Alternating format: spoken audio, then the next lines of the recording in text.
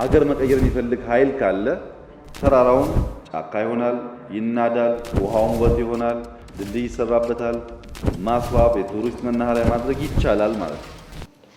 ቴክኖሎጂካሊ የተለያየ የዋርፌር ሌየሮች ነበሩ።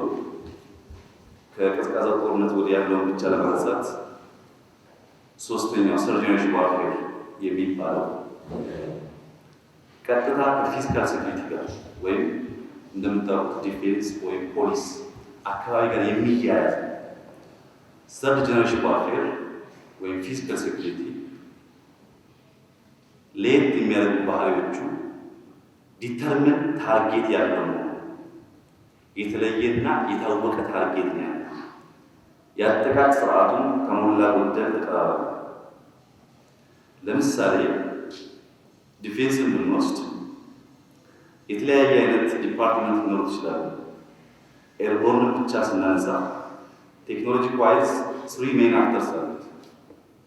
ኤርክራፍት አለ፣ ራዳር አለ፣ ተተኳሽ ሚሳይሎች አሉ። ይታወቃል ልዩነቱ ምን አይነት ኤርክራፍት ነው? ሚግ 23 ነው፣ ሱ 27 ነው፣ 30 ነው፣ 31 ነው ብለን መለየት ካልሆነ በስተቀር በኤርቦርን ቴክኖሎጂ ውስጥ እነማን አጥቂዎች እንደሆኑ ይታወቃል። ራዳር ምንድን ነው? ራዳር ማለት ነን ኮሚኒኬሽን ኢኩዊፕመንት ነው።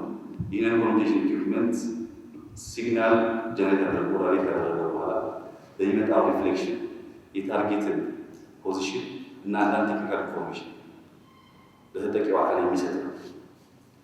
ልዩነቱ ምን ያህል ፓወር ይጠቀማል፣ ምን ያክል ርቀት ሲግናል ይረጫል፣ ከምን ያክል ርቀት በጥራት ሪፍሌክት ያለ ሲግናል ይቀበላል ይችላል። ሰርድ ጄኔሬሽን ዋርፌር ላይ አጥቂዎች በኤርቦርን ልክ ኤርክራፍትንና ቅድም የገለጽኳቸው እንዳነሳሁት በግራውንድ ፎርስም እንዲሁ ነው። ክላሽንኮቭ፣ ብሬን፣ አርፒጂ ሊባል ይችላል።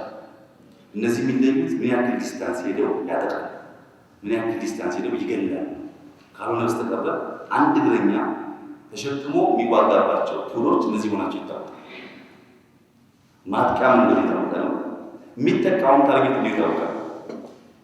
በአየር ከሆነ በርካታ ተሽከርካሪ ወይም ግሩፕ አርሚ ሊሆን ይችላል፣ ወይም ዌርሃውሶች ጠንካራ ሎጂስቲክስ ያለበት ዌርሃውስ ሊሆን ይችላል።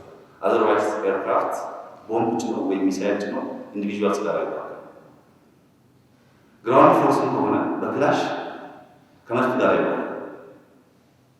በሰርድ ጄኔሬሽን ዋርፌር ዲተርሚን ታርጌት እና ዲተርሚን ያጠቃቅ ስልቶች ነበሩት። ተጠቂውም ለምሳሌ ኤርትራ፣ ጅቡቲ፣ ኢትዮጵያ ዲፋይን ማለት ይችላለች እነማን እንደሚታጠቃ።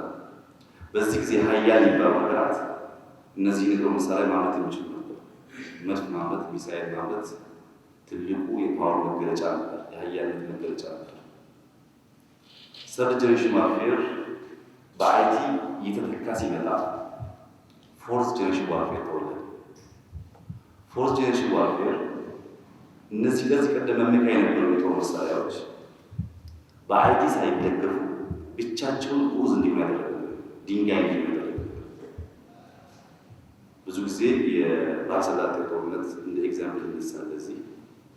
በዚህ ውጊያ ትልቅ የጦር መሳሪያ መታጠቅ ወይም ማምረት ሳይሆን አይቲ ላይ ኬፐብል መሆን በጦርነት አሸናፊነት የሚያረጋግጥበት ዘመን ስለነበረ ፎርዝ ጄኔሬሽን ዋርፌር ወይም አይቲ ማራሹ ዋርፌር ተብሎ ይወሰዳል።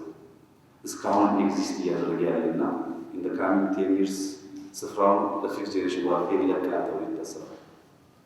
ፊፍዝ ጄኔሬሽን ዋርፌር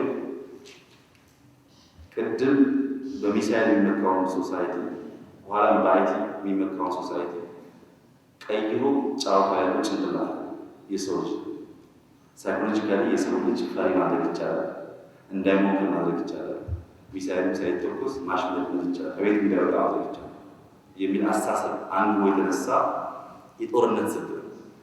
ይሄ የጦርነት ስልት ሀያል ሀገራት ቢሊየንስ ዶላር በጅተው ጥናት እያደረጉበት ያለና በሚቀጥሉት ጥቂት ዓመታት ጎልቶ ይወጣል ተብሎ ወይም ፎርዝ ጄኔሬሽን ዋርፌርን ተክቶ አይቲን ተክቶ ይወጣል ተብሎ ይታሰባል። እና ራዕያችን ከስጋት ነፃ ሆኖ ማየት የሚለው ኮንሰፕት አውቶማቲካሊ ፊፍዝ ጄኔሬሽን ዋርፌር የሚተካ ወይ የሚወግድ ነው። ሳይኮሎጂካሊ ያልተጠቃ የማይፈራ ሶሳይቲን ከመፍጠር ጋር ያያዝ ያን እያለን ከረንትሊ ያለውን ፎርዝ ጄኔሬሽን ዋርፌር ደግሞ እንዳናጣ በአንደኛው ሀገራችን አይቲ ላይ ቤዝ እናደርጋለን፣ ሌላኛው ሀገራችን ደግሞ ፊፍት ጄኔሬሽን ይወክላል። ቢኮዝ ትራንዚሽን በሚካሄድበት ጊዜ እንዳሁን ተከታይ ሳይሆን ሜይን አክተር የመሆን ህልም ስላለን ማለት ነው። በመሆኑም የመጨረሻው ፓራፍሬዝ ከስጋት ነፃ ሆኖ ማየት የሚለው ፊፍት ጄኔሬሽን ዋርፌርን ለመወከል ታስቦ በቀጣይ ትውልድ የተመሰረተ ተቋም መሆኑን ለማመላከት የታሰበ ሀሳብ ነው። እንግዲህ ፎርት ጄኔሬሽን ዋርፌር ላይ ከሰርድ ጄኔሬሽን የሚለየው ቨርቹዋል ዲፌንስ ነው። በፊዚካል ዲፌንስ ጊዜ ዲተርምን ነው ብያቸዋለሁ። በቨርቹዋል ዲፌንስ ጊዜ ማንኬት እንዳጠቃታ ብዙ ኤግዛምፕል ማንሳት ይቻላል። በቫይረስ ስትጠቁ ኬት እንደሆነ አይታወቅም። ኬት እንደሆነ የማያውቀው እንደኛ ታዳጊ ሀገር ብቻ በጣም በዚህ የላቀ እውቀት አላቸው የሚባሉ ሀገራትን ጭምር እናንጠጠቃቸዋል። ኤግዛምፕል አሜሪካ መውሰድ ይቻላል። አሜሪካ በ2006 በአጠቃላይ 1.6 ሚሊዮን ገደማ ጥቃት ተደርጎባታል። በ2007 በከፍተኛ ተፋጥሮ አድርጎ 360 ሚሊዮን አታክ ተካሂዶባታል። ይህ አታክ በግምት ለቻይና ከማለቷ በስተቀር እነማን ለጠቋት በቅርቡ እንግሊዝ ላይ መሰል ጥቃት ተከናውኗል። ሰምታችሁ ይሆናል። ቤልጅየም ላይ ጥቃት ተከናውኗል።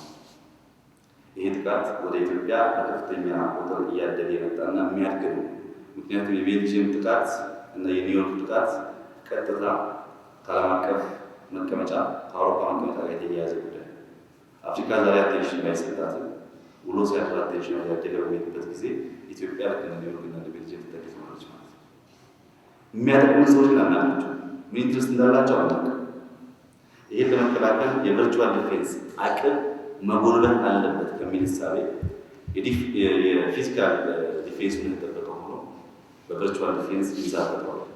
በዚህ ይዛፈጠ ዋነኛ ዓላማ ቨርቹዋል የሚደረግ ጥቃት መከላከል። አንዳንዶች ህይወታቸውን ገብረው ቦርደር ላይ ቆመው ድንበራችን የሚያስጠብቁት ሁሉ እዚህ ያለውን ሰው ከእናንተ ጋር በመሆን ቨርቹዋሊ የሚቃጣበት ጥቃት ለመከላከል የተፈጠረ ተቋም ነው። ሀገር መቀየር የሚፈልግ ኃይል ካለ ተራራውን ጫካ ይሆናል፣ ይናዳል፣ ውሃውን ወጥ ይሆናል፣ ድልድይ ይሰራበታል፣ ማስዋብ፣ የቱሪስት መናኸሪያ ማድረግ ይቻላል ማለት ነው። ኢንቨስት ማድረግ ያለብንም ሰው ላይ ነው። ማክበር ያለብንም ሰው ነው። ሰው ደግሞ ራሱን ማወቅ አለበት።